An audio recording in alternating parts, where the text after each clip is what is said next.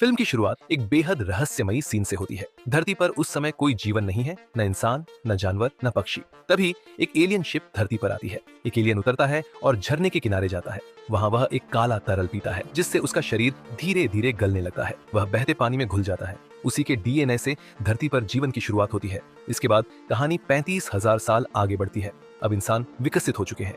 कुछ वैज्ञानिक गुफाओं में रिसर्च कर रहे हैं और उन्हें एक प्राचीन चित्र मिलता है जिसमें एक व्यक्ति आकाश की ओर इशारा कर रहा है। हैरानी की बात यह है कि ऐसी ही तस्वीरें उन्हें दुनिया भर के कई कोनों में मिलती हैं, जो कि 30 से 35,000 साल पुरानी है। उस समय न हवाई जहाज थे, न संचार के साधन, फिर भी हर जगह वही नक्षत्र क्यों? वैज्ञानिक अनुमान लगाते हैं कि ये सब संकेत है, एक निमंत्रण जिसे हमारे बनाने वालों ने भेजा है। वे चाहते हैं कि हम उन्हें ढूंढें। अब समय है वर्ष 2091 का। वैज्ञानिकों की एक 17 लोगों की टीम एक स्पेसशिप में बैठकर उसी तारों के झुंड की ओर रवाना होती है जिसे चित्रों में दिखाया गया था। उन वैज्ञानिकों में से एक कहता है कि प्रकृति कभी भी कोई चीज एकदम सीधी रेखा में नहीं बनाती, लेकिन ये जो संरचना है वो पूरी तरह सीधी रेखा में बनी है। इसका मतलब है कि यह प्राकृतिक नहीं, आर्टिफिशियल है। वह आगे कहता है कि मुझे यकीन है हमें कुछ ना कुछ जरूर मिलेगा, हमें यहीं जहाज उतारना चाहिए। फिर वे सब धीरे धीरे अपना स्पेसशिप उस रहस्यमयी संरचना के पास लैंड करते हैं। जैसे ही जहाज वहां उतरता है, सब चौंक जाते हैं और खुश भी होते हैं, क्योंकि यह साफ हो जाता है कि यह संरचना किसी बुद्धिमान प्रजाति द्वारा बनाई गई है, न कि प्रकृति की देन। इसके बाद टीम का एक सदस्य कहता है हमें अभी चलना चाहिए और अंदर जाकर देखना चाहिए कि वहाँ क्या है। तभी स्पेसशिप का पायलट कहता है रात होने में सिर्फ 6 घंटे बचे हैं, इसलिए हम कल सुबह जाएंगे। लेकिन एक वैज्ञानिक जिद करता है नहीं, मुझे अभी जाना है, मैं अब और इंतजार नहीं कर सकता, मैं खुद जाकर देखूंगा। इसके बाद सभी लोग अपने स्पेस सूट पहनते हैं और तैयार हो जाते हैं उस संरचना की ओर जाने के लिए। हालांकि उस ग्रह का वातावरण लगभग धरती जैसा ही है, लेकिन उसमें कार्बन डाइऑक्साइड CO2 3% ज्यादा है। अगर उन्होंने बिना सुरक्षा के सांस ली तो वे मर सकते हैं। इसलिए सभी अपने हेलमेट पहनते हैं और ऑन ऑक्सीजन सिस्टम के जरिए सांस लेते हैं और निकलते हैं उस रहस्यमय जगह की ओर। जब सभी लोग हेलमेट पहन लेते हैं, तब रोबोट डेविड भी हेलमेट पहनता है। तो चार्ली उससे कहता है तू तो रोबोट है, हेलमेट क्यों पहन रहा है? डेविड जवाब देता है ताकि मैं इंसानों जैसा दिख सकूं। चार्ली हमेशा डेविड से अजीब तरह से बात करता है। डेविड ऐसा रोबोट है जिसे देखकर कोई पहचान नहीं सकता कि वो इंसान नहीं है। अब सब लोग उस स्ट्रक्चर के अंदर जाते हैं और डेविड वहां स्कैनर छोड़ देता है जो पूरी गुफा का नक्शा तैयार करता है, और वो स्कैनर स्पेसशिप के एक व्यक्ति को लाइव दिखा रहा होता है। वे एक जगह पहुंचते हैं जहां ऊपर से पानी टपक रहा होता है। एक महिला कहती है कि ये सूरज की गर्मी से नमी बन रही है। चार्ली अपने मॉनिटर में देखता है और बताता है कि यहाँ का वातावरण एकदम पृथ्वी जैसा है और सांस लेना सुरक्षित है। वो हेलमेट उतारने लगता है, लेकिन उसकी गर्लफ्रेंड शॉ उसे मना करती है। फिर भी वो उतारता है और उसे कुछ नहीं होता, तो बाकी सब भी हेलमेट उतार लेते हैं। जैसे ही वे आगे बढ़ते हैं, डेविड दीवार पर कुछ निशान देखता है जिनमें चिपचिपा पदार्थ होता है। वो उंगलियों से उस पैटर्न के हिसाब से लाइनें बनाता है। तभी वहाँ एक विशाल आकृति की परछाई नजर आती है जो उनके पास से गुजरती है। सब डर जाते हैं और उस आकृति का पीछा करते हैं। सभी आकृतियां बाहर निकल जाती हैं, लेकिन एक आकृति दौड़ते हुए गिर जाती है। वो उठने की कोशिश करती है, लेकिन तभी ऊपर से दरवाजा गिरता है और वो फंस जाती है। अंधेरा हो जाता है और जब वे टॉर्च से देखते हैं तो वहाँ एक बहुत बड़ा शव पड़ा होता है। अब साफ हो जाता है कि ये आकृतियां क्या थीं। जैसे हमारी दुनिया में CCTV कैमरे होते हैं जो हर घटना रिकॉर्ड करते हैं, वैसे ही उस एलियन सभ्यता की भी एक एडवांस्ड टेक्नोलॉजी है जो समय के साथ बीती चीजों को रिकॉर्ड कर सकती है। यही कारण है कि जब वैज्ञानिक उस एलियन ढांचे के अंदर जाते हैं तो उन्हें एक ऐसी रिकॉर्डिंग दिखाई देती है जिसमें हजारों साल पुराना एक वाकया होता है। एलियन भाग रहे होते हैं और उनमें से एक का सिर दरवाजे के दूसरी ओर कटकर गिर जाता है। अब उस दरवाजे को खोलने का तरीका किसी को नहीं आता, लेकिन डेविड, जो एक अत्यंत बुद्धिमान एंड्रॉयड रोबोट है, दीवार पर बने कुछ चिन्हों को देखकर अपने हाथ की उंगलियों से एक विशेष पैटर्न ट्रेस करता है जो दरवाजे को खोलने का कोड होता है। दरवाजा खुल जाता है और अंदर उन्हें एक विशाल पेंटिंग और कई बड़े बड़े कंटेनर मटके जैसे दिखते हैं। जैसे ही वे अंदर कदम रखते हैं, वहाँ के वातावरण में बदलाव शुरू हो जाता है। बड़ी पेंटिंग धीरे धीरे पिघलने लगती है, जिससे साफ होता है कि उनके आने से वहाँ की स्थिति प्रभावित हुई है। तभी शॉ कहती हैं कि कुछ गड़बड़ हो रही है, सब लोग तुरंत बाहर चले। उसी समय डेविड उन कंटेनरों में से एक को गौर से देखता है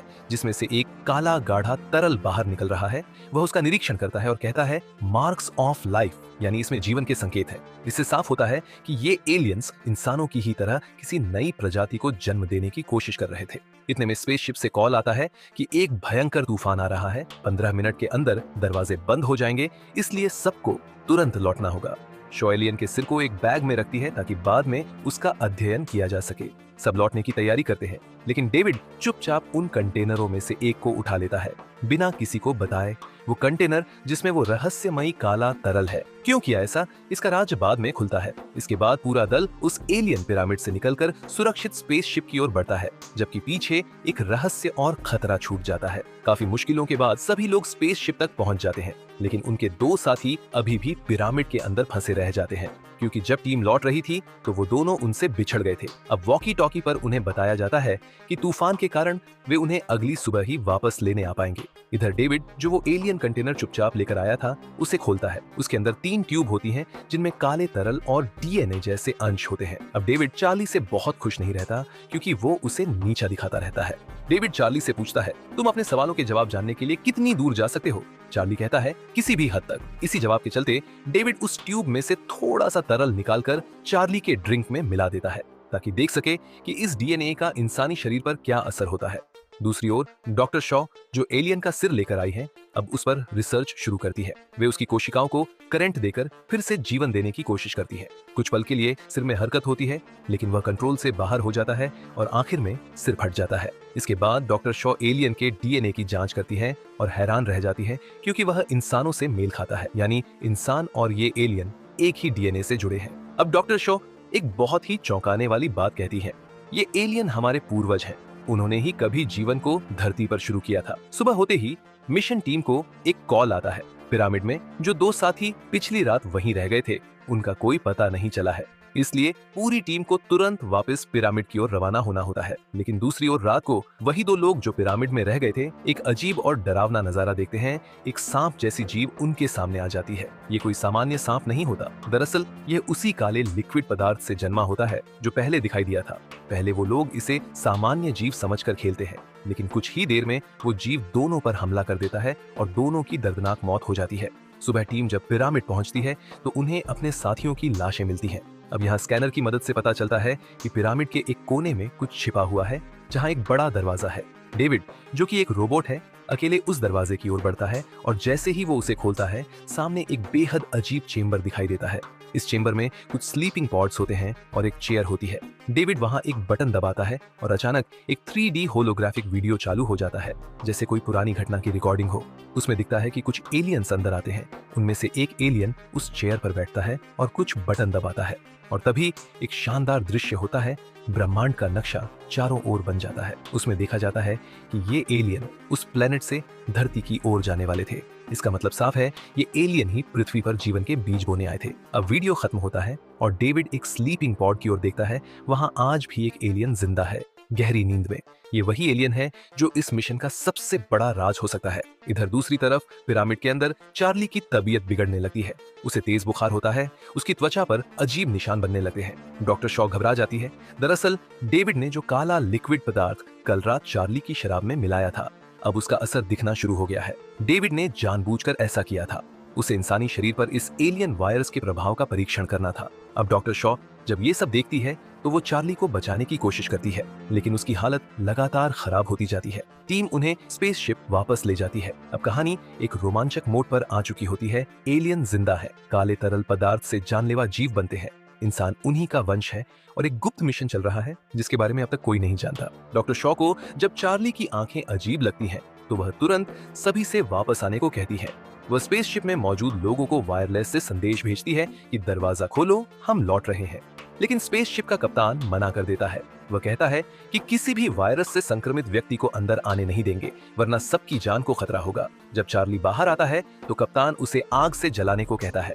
डॉ शॉ रोकती है, लेकिन चार्ली खुद कहता है कि उसे मार दो, क्योंकि वह सबके लिए खतरा बन चुका है। मजबूर होकर कप्तान उसे आग से जला देता है और डॉ शॉ सदमे में बेहोश हो जाती है। होश आने पर डेविड उनका मेडिकल चेकअप करता है और बताता है कि वह प्रेग्नेंट है, 3 महीने की गर्भवती। ये सुनकर डॉ शॉ हैरान रह जाती है, क्योंकि वह पहले कभी मां नहीं बन सकती थी। डेविड कहता है यह बच्चा सामान्य नहीं है। डॉ शॉ कहती है कि वह उसे निकालना चाहती है, लेकिन डेविड मना कर देता है। फिर अचानक डॉ शॉ को पेट में तेज दर्द होता है। डेविड उसे इंजेक्शन देकर बेहोश कर देता है ताकि उसे स्लीपिंग चैम्बर में डाला जा सके। लेकिन डॉ शॉ को समझ आ जाता है कि ये प्रेगनेंसी असामान्य है, क्योंकि यह केवल 1 दिन पुरानी हो सकती है।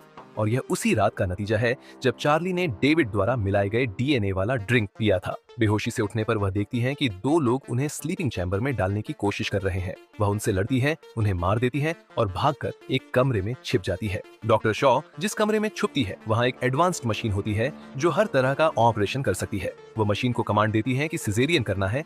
वह मशीन में लेट जाती है और ऑपरेशन शुरू होता है।